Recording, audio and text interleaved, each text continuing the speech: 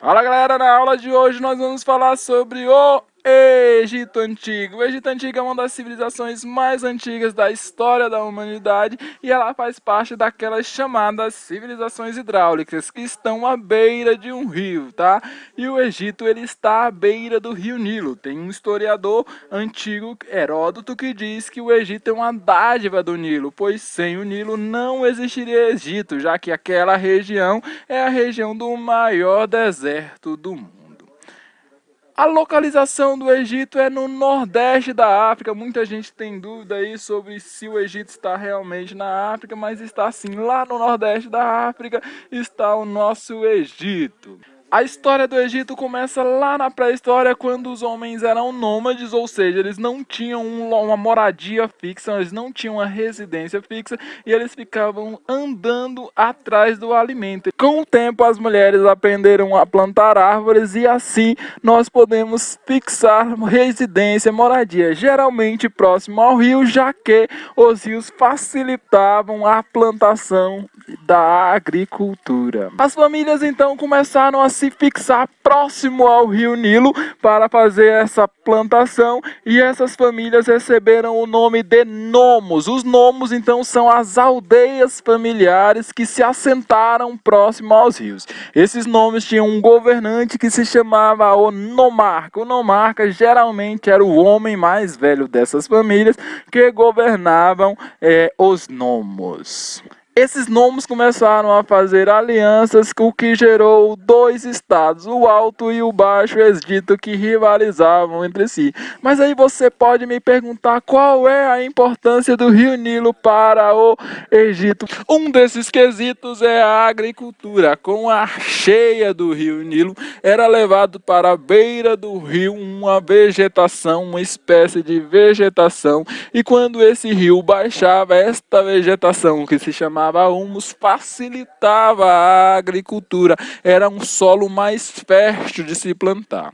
Também o rio Nilo era importante para a pesca. Muitos pescadores viviam à beira do rio Nilo. Também era muito importante o transporte local, já que no Nilo eles ainda não conheciam o cavalo e o transporte era muito mais rápido pelo rio.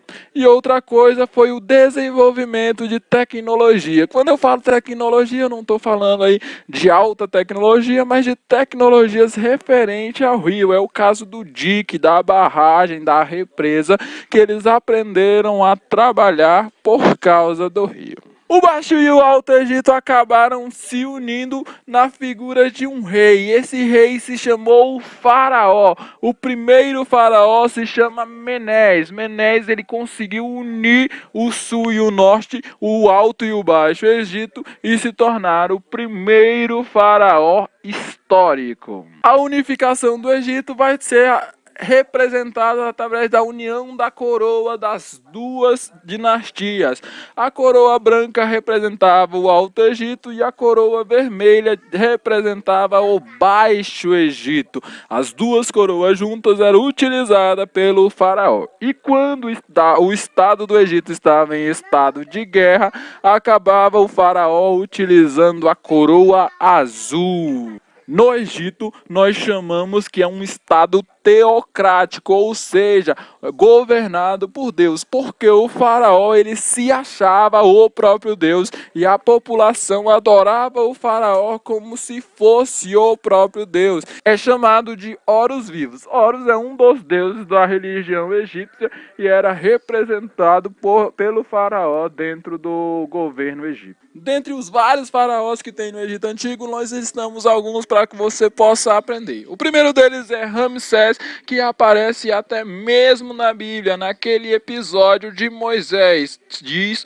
alguns historiadores que foi no tempo de Ramsés. Outro faraó que vai ser muito importante no Egito Antigo é Amenófis. Amenófis, ele é um faraó que vai tentar instalar o monoteísmo no Egito. Ele tenta acabar com vários deuses, deixando somente Atom como o único deus do Egito. Atom então vai ser o único venerado e o faraó Amenófis vai querer se chamar de Akhenaton, em homenagem ao próprio deus Atom.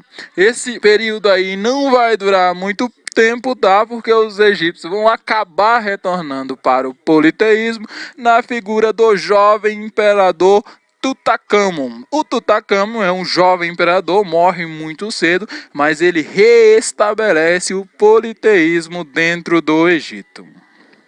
Outra grande conhecida nossa aí, a rainha Cleópatra, mas aí já é mais no período do Império Romano e que futuramente nós vamos comentar sobre ela. A sociedade do Egito ela era dividida, ela era estratificada e cada um tinha uma função diferente, a população tinha funções diferentes. Eram essas as funções de cada um. O faraó era o supremo rei, o deus, o Horus vivo, e ele governava junto com os sacerdotes e os escribas. Os sacerdotes eram representantes de Deus e os escribas eram altos funcionários. Abaixo dos sacerdotes e escribas nós temos os comerciantes e artesãos, que viviam uma vida simples, mas tinham uma certa condição financeira. Por fim, nós tínhamos os camponeses e escravos. Os camponeses eram os trabalhadores braçais, e no Egito tinha alguns escravos. Não era muito, já que no Egito antigo não tinha escravidão por dívida. Então eram poucos os escravos no período do Egito antigo. O Egito conseguiu desenvolver várias coisas importantes para a nossa existência e uma delas foi a escrita. O egípcio conseguiu desenvolver 3 escritas diferentes. A primeira, a hieroglífica, a segunda, a hierática e a terceira, a demótica. A hieroglífica ela era com base religiosa, ela servia para questões religiosas. A hierática era para documentos oficiais. Quando o faraó escrevia documentos administrativos, ele utilizava a hierática. E a demótica, ela era uma escrita popular que servia para toda a população utilizar quando precisasse, tá?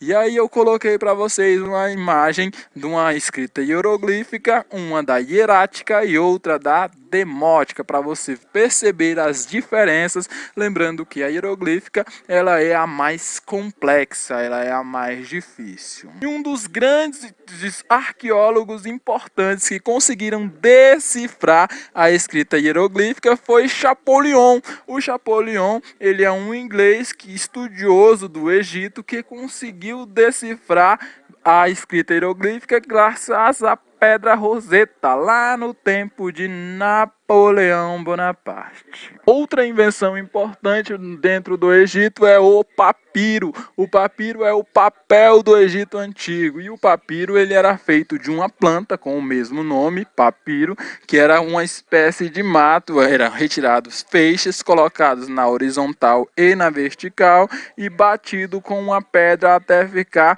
num tom amarelado, como dos grandes pergaminhos da antiguidade. Dentro do processo de religião, os egípcios começaram a desenvolver a mumificação. A mumificação tinha o objetivo de preservar os corpos, já que eles acreditavam que um dia os faraós e as pessoas que foram bondosas iriam ressuscitar, voltariam para pegar o seu corpo. Por isso o corpo deveria estar preservado. Esse processo de mumificação era extremamente longo, era difícil, era colocado alguns processos e eram extremamente caros. Por isso só pessoas extremamente ricas e faraó tinha a mumificação. A primeira etapa da mumificação é a lavagem do corpo. Quando a pessoa morria, era lavado com as águas do rio Nilo e com ervas aromáticas o corpo do morto.